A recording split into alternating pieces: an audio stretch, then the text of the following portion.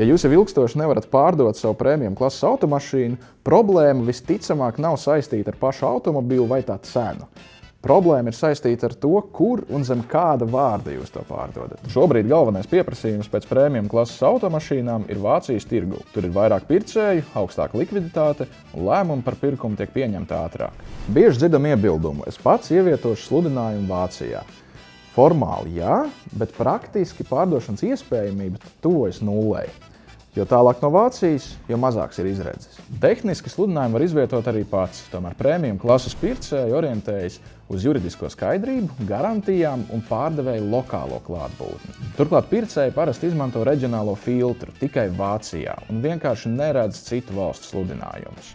Tāpat 92% no darījumiem tiek veikti tieši ar Vācijā reģistrētiem uzņēmumiem. Prēmijum segmentā pircēji iegādājas ne tikai automašīnu. Viņi iegādās darījumu drošību un pārdevēju jurisdikciju. Pircēji no visas pasaules meklē automašīnu pie vācu pārdevēja, nevis vienkārši automašīnu, kas izvietota vācu tīmekļa vietā. Eiropas autotirgus ir noguris no krāpšanas starptautiskajos darījumos.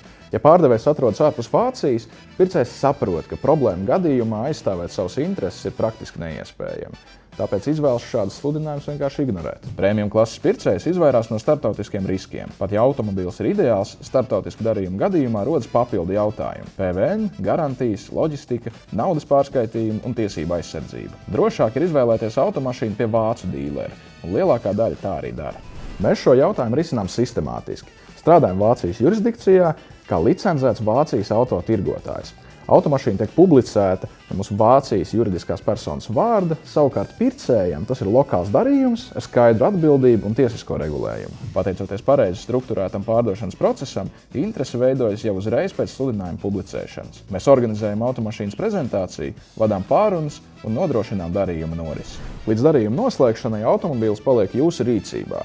Vidējais pārdošanas termiņš ir aptuveni 6 nedēļas, savukārt komisija tiek maksāta tikai veiksmīgas pārdošanas gadījumā.